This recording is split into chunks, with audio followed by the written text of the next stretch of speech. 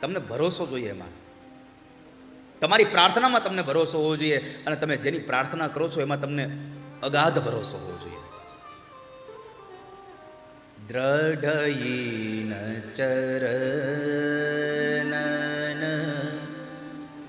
કેરો ભરોસો, દ્રઢયીન ચરનન કેરો ભરોસો. ઓ રસિયા મેં તો શરણ તિહારી, નહીં સાધન બલ બચન ચાતુરી.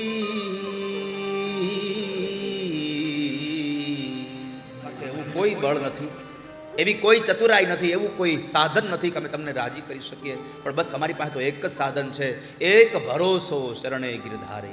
ભગવાન, તારા ચરણારવિંદમાં અમારો અતૂટ ભરોસો છે કે મારું કામ પાર પડશે.